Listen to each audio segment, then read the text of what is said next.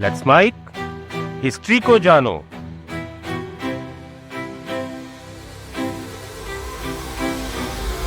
Italy का एक बहुत ही शानदार शहर था पोम्पेई।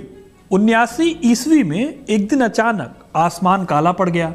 माउंट वेसुवियस नाम के एक ज्वालामुखी ने कुछ ही घंटों के अंदर इस शहर का पूरा वजूद राख कर दिया।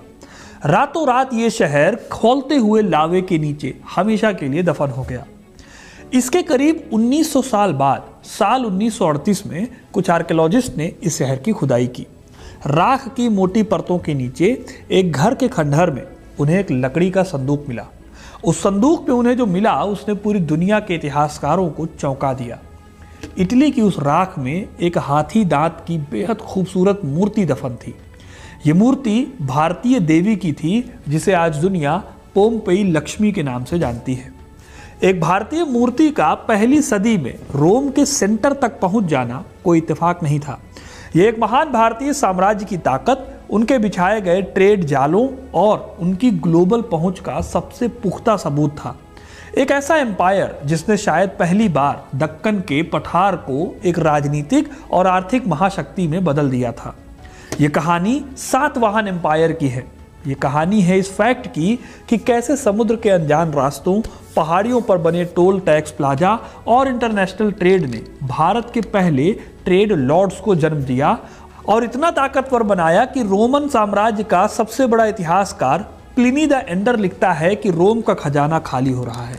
रोम की औरतें भारतीय रेशम और गहनों की दीवानी हो चुकी हैं और भारत बदले में रोम से कुछ नहीं खरीद रहा, सिर्फ शुद्ध सोना ले रहा है, पानी की तरह। आज मैं आपको दक्कन के इसी साम्राज्य यानी सातवाहन साम्राज्य की कहानी सुनाऊंगा, जिसने सिर्फ सीमाओं को नहीं जीता बल्कि व्यापार के माध्यम से भी अपनी ताकत का परचम लहराया। तो वीडियो को पूरा देखिएगा, क्योंकि अपना इतिहास नहीं जानोगे तो खुद को कैसे पहचानोगे। इस कहानी की शुरुआत को समझने के लिए हमें थोड़ा पीछे जाना होगा। उत्तर भारत में मौर्य साम्राज्य, जिसने कभी भारतीय उपमहाद्वीप के एक बहुत बड़े हिस्से को एक सूत्र में बांधने का काम किया था, वो पहली शताब्दी ईसा पूर्व आते आते बिखर चुका था। अशोक की मृत्यु के बाद एक बहुत बड़ा पॉलिटिकल वैक्यूम पैदा हो गया था। हर छोटा बड़ा कबीला और सामंत खुद को आज़ाद घोषित कर रहा था।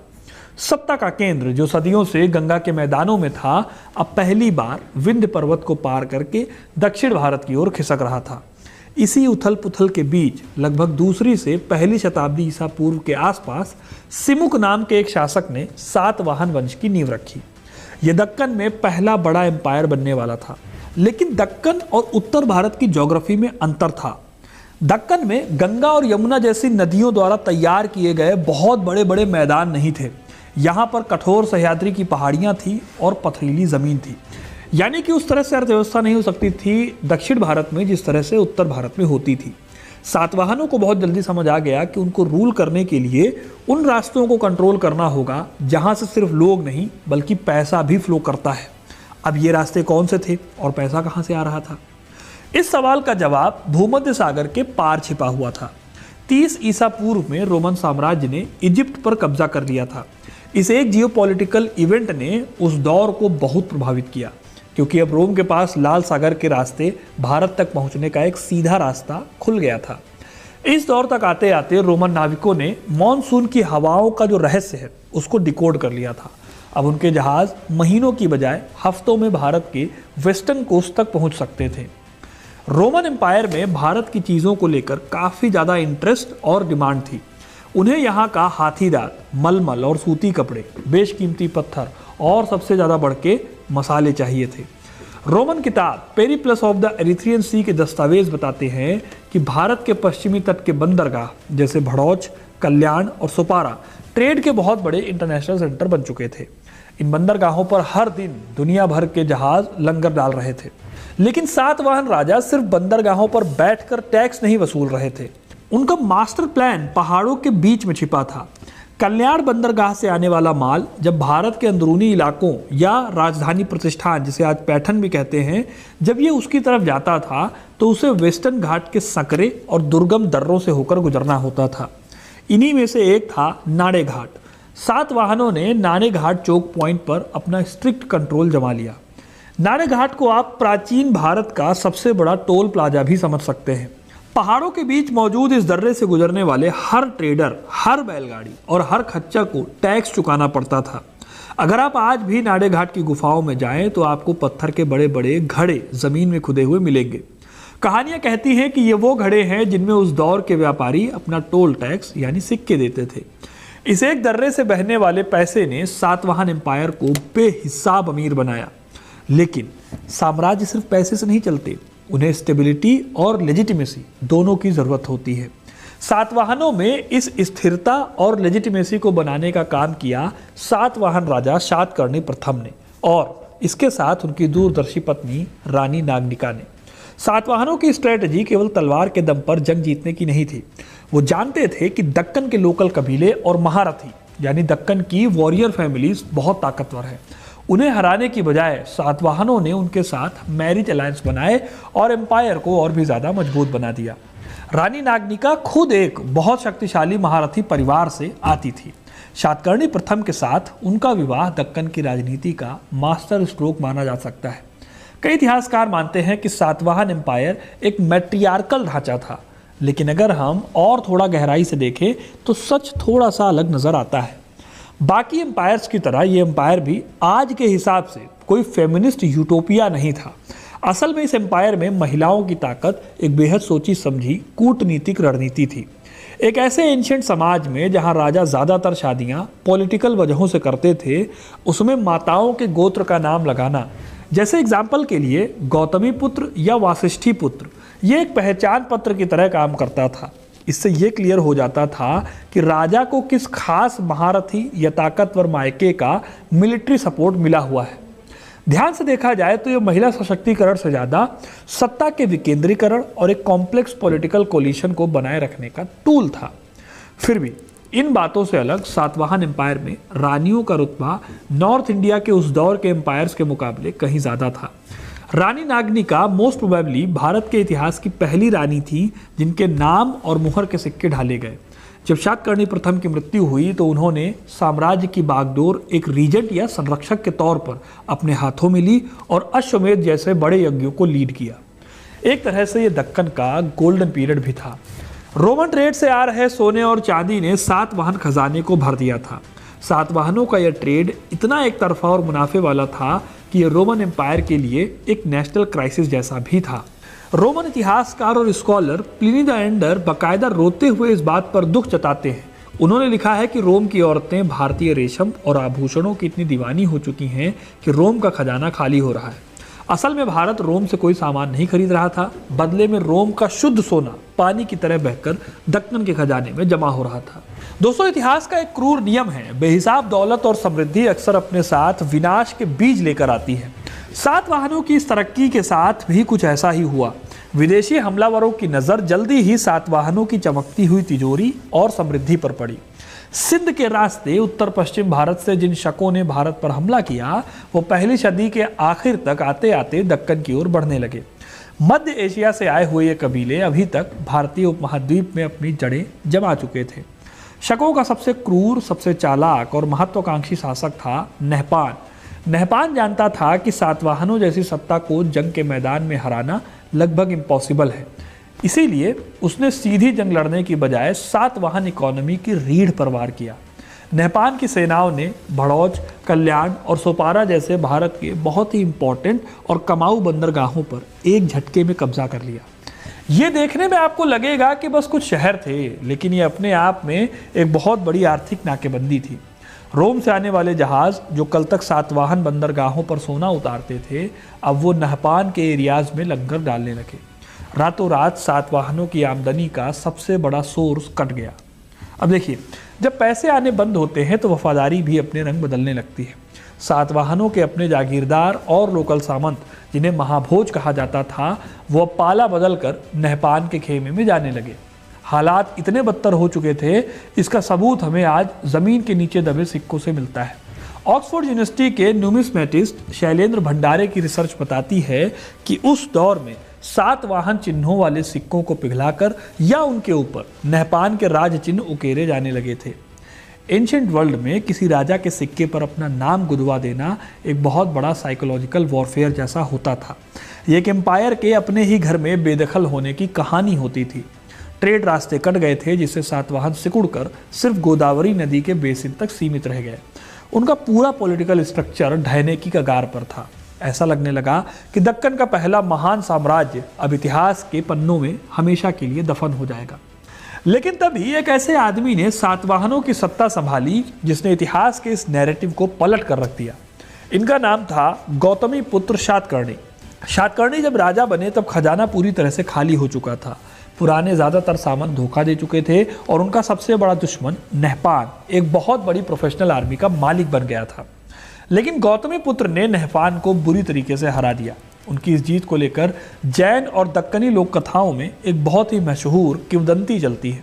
कहा जाता है कि शालिवाहन नाम के एक अनाथ कुम्हार के लड़के ने मिट्टी के खिलौनों की एक बहुत बड़ी सेना बनाई, उन पर जादुई अमृत छिड़क कर उसे जिंदा कर दिया, जिससे उन्होंने शकों को हरा दिया। अब सुनने में मिट्टी की सेना की कहानी इंटरेस्टिंग है, लेकिन रियलिटी आपको इससे भी ज़्यादा हैरान कर देगी। असल में ये कोई जादू नहीं था। मिट्टी की सेना एक मेटाफर था। गौतमी पुत्र ने नहपान के खिलाफ कोई बड़ी सेना नहीं खड़ी की, बल्कि इन्होंने दक्कन के आम किसानों, आदिवासियों, चरावाहों और मिट्टी से जुड़े निचले तबके के लोगों को एकजुट किया और एक ऐसा महासंघ तैयार किया जिसने एलीट शकों के खिलाफ जमीनी विद्रोह किया। सह्याद्री की घनी पहाड़ियों और जंगलों में गौतमी पुत्र ने छापामार युद्ध नीति का इस्तेमाल किया। भारी भरकम हथियारों से लैस शक सेना दक्कन के उबड़ खाबड़ रास्तों पर कमजोर पड़ने लगी। लगभग 78 ईस्वी के आसपास गौतमी पुत्र की इस मिट्टी की सेना ने नहपान के एम्पायर पर ऐसी भयानक लड़ाई लड़ी कि पश्चिमी शकों की कमर टूट गई। नहपान और उसके परिवार के कई लोग मारे गए। नासिक की गुफाओं के शिलालेख इस घटना को बहुत ही प्राउड के साथ एक ड्रामेटिक तरीके से एक्सप्लेन करते हैं। यहाँ गौतमी पुत्र को एक उपाधि दी गई है, शक यवन पल्लव निसूदन, यानी शकों, इंडो ग्रीक और पार्थियनों का सर्वनाश करने वाला। गौतमी पुत्र ने अपना बदला बहुत बारीकी से लिया। उसने नहपान के पूरे खजाने पर कब्जा कर लिया और जोगल थेम्बी नाम की जगह पर नहपान के हजारों सिक्कों पर वापस अपना नाम और राज चिन्ह गुदवा दिया। ये सातवाहनों का खोया हुआ सम्मान वापस हासिल करने का सबसे क्रूर और शानदार तरीका था। गौतमी पुत्र की इस जीत ने दक्कन में एक नए कल्चरल और इकोनॉमिक गोल्डन पीरियड की शुरुआत की। लेकिन जैसा कि मैंने अभी कहा था थोड़ी देर पहले, इतिहास में कुछ भी पूरी तरह से ब्लैक एंड वाइट नहीं होता।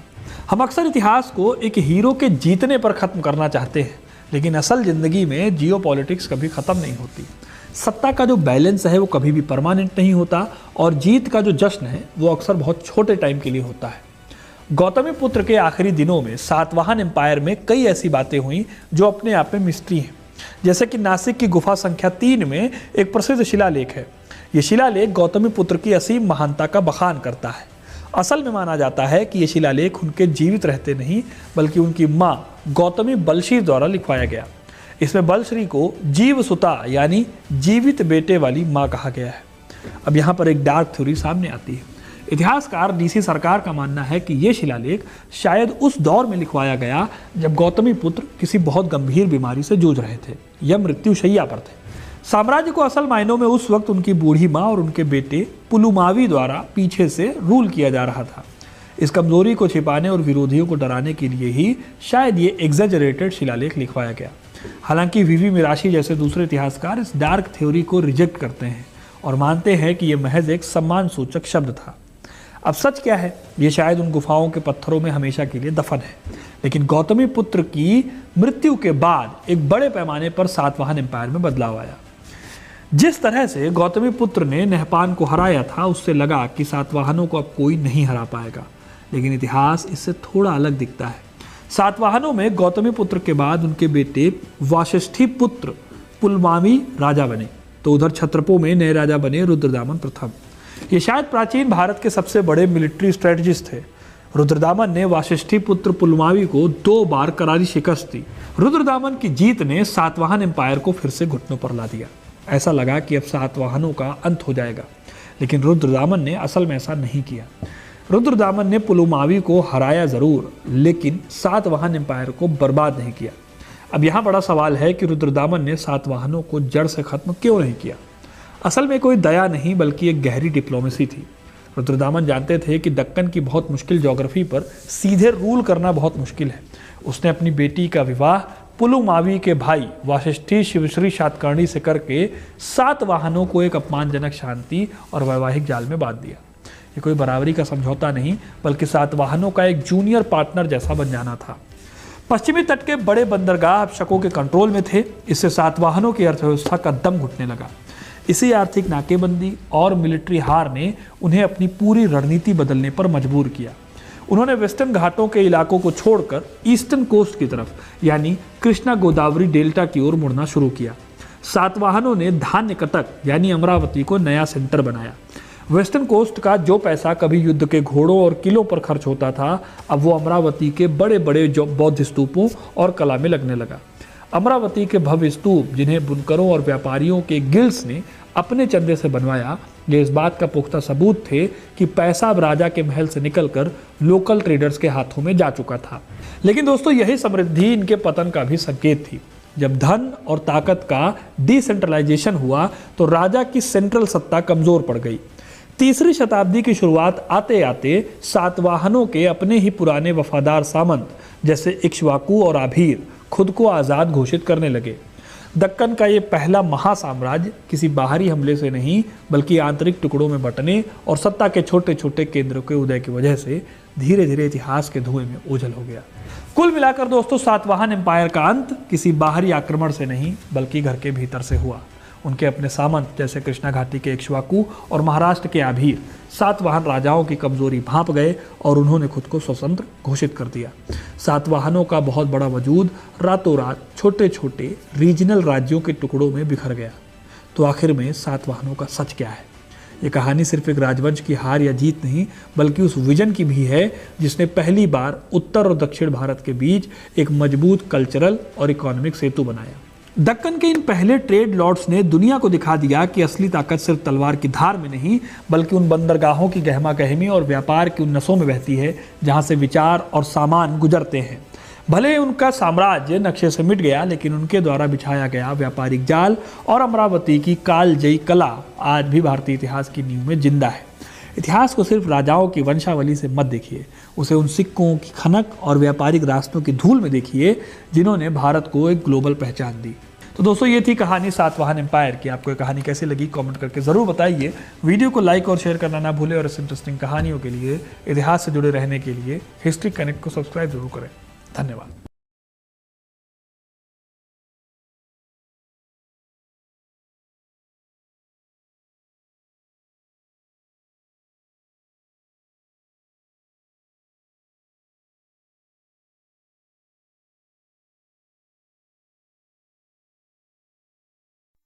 आप सुन रहे थे let's mind more than radio. Follow कीजिए हमें हमारे सोशल मीडिया प्लेटफॉर्म्स पर।